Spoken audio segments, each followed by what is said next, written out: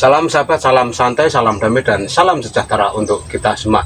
Di video tip ini kembali menjawab request dari Sobat Jamtrok Mania. Untuk requestnya yaitu tentang rawatan terbaik cucai hijau ekor panjang lancip supaya nantinya menjadi cucai hijau yang bagus dan tentunya bagus dan bisa untuk lomba. Nah, seperti ini untuk sobat-sobat semua.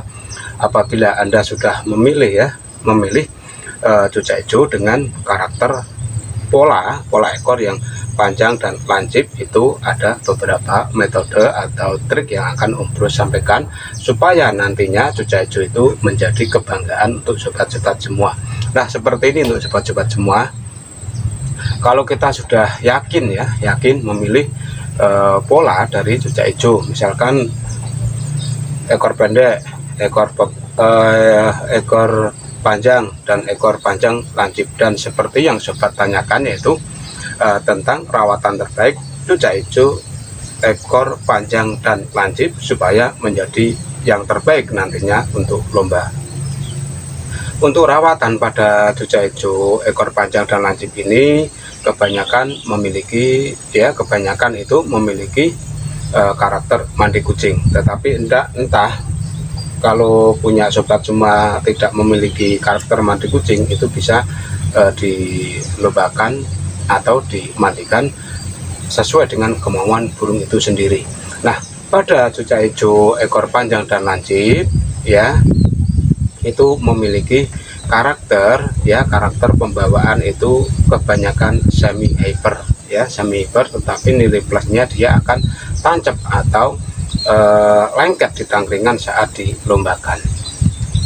Jadi untuk rawatan yang terbaik pada cucai hijau jenis ini, karena cucai hijau itu kan kebanyakan memang sering sekali OB atau over birahi. Jadi yang perlu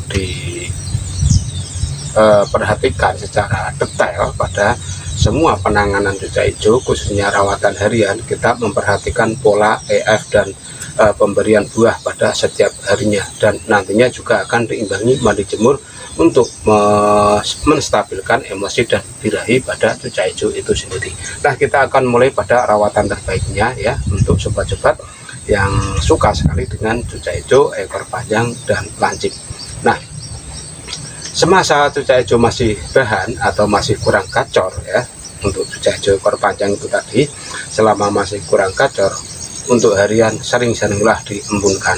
Kenapa harus diembunkan? Karena untuk terapi ini sangat ampuh, tidak hanya pada burung kocan lain, cucai hijau pun boleh diembunkan dan wajib diembunkan semasa masih bahan atau kurang gacor atau masih belum ada kegacoran. Kalau gacor tidak usah diembunkan itu. Nah, yang pertama itu tadi rutin diembunkan. Terus yang kedua, suplai dengan beberapa pakan, terutama buah. Artinya seperti ini, kita memberikan buah yang bervariasi setiap harinya. Misalkan burung itu masih bahan, ini akan memudahkan kita nanti untuk memberikan settingan pada buahnya. Karena apa? Sesuatu yang tidak kita latih sesuatu yang tidak kita latih nantinya dia tidak akan bisa. Seperti halnya untuk makan makan buah. Ada yang tidak suka pepaya, ada yang tidak suka timun, ada yang tidak suka apel dan lainnya.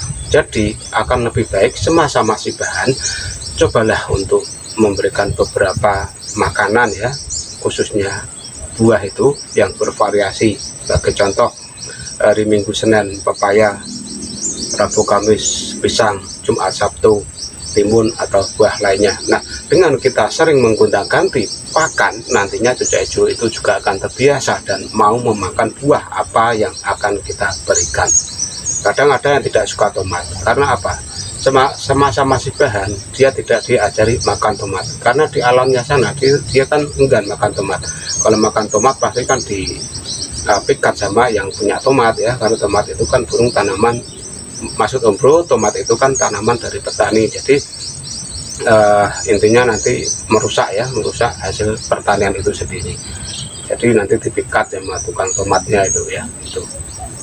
Nah, untuk selanjutnya memberikan asupan EF EF ini juga bervariasi. Ada ulat hongkong, ada jangkrik alam, ada jangkrik sayur, ada kroto. Nah, selama masih bahan ini cobalah untuk memberikan beberapa EF yang Anda berikan berselang-seling. Semisal sebagai contoh aja ya, dari Minggu Senin jangkrik sayur, terus Rabu Kamis kroto, terus hari Jumat Sabtu itu Anda berikan jangkrik alam plus 1 ekor ulat Hongkong dan lain-lain. Karena apa? Dengan cucak hijau itu mau memakan apapun yang kita berikan, khususnya EF, nantinya tidak akan menyusahkan burung itu saat menjalani settingan. Kan banyak sekali kan yang request, itu banyak sekali yang request dan bertanya tentang setting cucak hijau om yang tidak doyan makan EF, setting cucak hijau yang tidak doyan buah ini dan lainnya. Karena apa? Anda membeli burung dalam posisi gacor, tetapi di situ Anda tidak bertanya pada pemiliknya. Ya, bertanya pada pemiliknya, doyan ini enggak, doyan ini enggak, doyan ini enggak. Kalau bisa membeli burung gacor itu, cucak hijau itu rakus, semuanya dimakan ya, semua doyan. Itu akan memudahkan kita memberikan settingan. Jangan dipilih gacornya aja. Gacor kalau dia menolak untuk tomat, menolak untuk kroto dan lainnya, itu nantinya akan menyusahkan saat dibikin settingan khususnya lomba.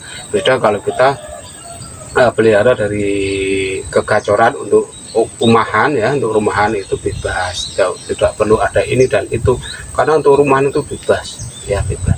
Kalau untuk settingan kita memang harus memperhatikan terutama saat membeli burung itu memang kita harus jadi wartawan ya, real bertanya ini nih, supaya apa? Supaya nantinya enak. Beli gacor mahal, tapi kalau susah settingannya itu nanti juga akan membuat repot kita sendiri gitu ya. Dan untuk selanjutnya proses mandi jemur. Nah ini pada cucak hijau yang karakter atau punya ekor panjang itu biasanya dijemur kuat dia suka ya, atau kuat gitulah. Beda dengan yang karakter hiper ekor pendek itu kalau dijemur setengah jamnya itu sudah mangap-mangap. Tetapi kalau yang ekor panjang ini bisa kita jemur 1 sampai 2 jam. Itu untuk terapi, dan untuk jemurnya bisa Anda lakukan setiap hari ya. Tapi untuk jemur kuatnya cukup seminggu sekali saja. Karena apa? Kalau kita sering menjemur cucak hijau itu setiap hari dengan durasi yang panjang, nantinya akan merusak volume dari cucak hijau itu sendiri, atau akan membuat cucak hijau itu terdehidrasi dan mengalami yang namanya gangguan pernapasan, serak dan yang lainnya. Jadi untuk jemur kuat bisa Anda lakukan seminggu sekali ya. Kalau minggu itu kan kita santai-santai di rumah ya, tidak kerja ya, kita jemur dari jam 7 sampai jam 9 itu tidak apa-apa. Dan untuk penjemuran silahkan dilakukan sebelum burung dimandikan. Setelah itu baru dimandikan. Ingat ya, jemur baru mandi. Setelah mandikan silahkan diangin-anginkan supaya burung itu bisa didis atau bersolek sepuasnya. Jadi membuang ketombe, membuang kotoran, membuang kutu yang menempel itu pada burung itu sendiri, dan dilakukan oleh burung itu sendiri ya. Sehabis dijemur baru dimandikan gitu ya. Dan untuk selanjutnya agar perform tetap bagus, body juga atletis, silahkan diberi terapi umbar. Terapi umbaran seminggu sekali boleh, seminggu 2 kali boleh. Kalau tidak punya umbaran ya terpaksalah minjem punya temen untuk mengumbar.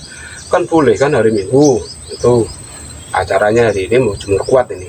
Setelah lebih baik diumbar dulu apa jemur dulu. Kalau Om belum menyarankan, apabila Anda tidak punya umbaran untuk pengumbaran sebelum Anda jemur kuat, silahkan diumbar dahulu, setelah itu baru dijemur ya itu. Tapi kalau bisa penjemuran kuat ini jangan dibarengi dengan umbaran, karena nanti akan membuat cucak hijau itu dropnya apa, sudah disuruh terbang terus dijemur kuat, wah itu sangat tidak nyaman untuk cucak hijaunya. Jadi antara pengumbaran dan jemur kuat ini silahkan dipisah ya, itu jangan dibarengkan. Meskipun ada hari ini libur, acaranya macam-macam, tidak boleh dibarengkan, harus dipisah gitu ya. Dan untuk selanjutnya yaitu pola pengrodongan. Pengrodongan pada burung ini sangat penting, artinya seperti ini. Burung yang terbiasa dikerodong semasa dia masih bahan, nantinya dia akan terbiasa dengan apa yang kita lakukan. Kalau pengrodongan itu silakan dilakukan pada malam hari. Karena apa? Siang hari biarkan dia tengah-tengah di situ nggak apa-apa. Supaya apa? Supaya dia gacor, terus supaya dia itu adaptasinya bagus, dan pengrodongan cukup malam saja. Malam itu pengrodongan di samping untuk menghangatkan si cucak hijau itu sendiri, juga membuat cucak hijau itu lebih aman saat dia beristirahat. Dan di samping itu juga menghindari cucak hijau makan kupu putih atau digigit nyamuk. Kalau digigit nyamuk nantinya kakinya akan bengkak dan dia akan diangkat satu, itu digigit nyamuk ya. Kalau makan kupu, kalau kupu kaper itu kalau malam kan kupu ada yang masuk rumah ya, apalagi rumahnya pinggir sawah, wah kapernya itu seneng banget kalau lihat lampu. Dan di situ nantinya cucak hijau akan kaget dan dia bangun makan, dan nantinya akan membuat cucak hijau itu serak. Jadi pengrodongan pada malam hari ini bisa Anda lakukan semasa burung itu masih bahan sebagai latihan ya, dan nantinya terbiasa. Terus untuk selanjutnya ya, selanjutnya ya, untuk setelah semua Anda lakukan dengan rapi, dengan benar, selanjutnya ya menunggu burung itu gacor dan mempersiapkan setting lomba pada cucak hijau Anda gitu ya. Settingan disesuaikan dengan motif pola ekor yang ada pada cucak hijau. Kalau cucak hijaunya ekor panjang lancip ya disetting dengan pola ekor panjang dan lancip itu ya. Jangan di setting untuk cucak hijau yang karakternya hiper, ekor pendek, itu tidak tepat sasaran ya.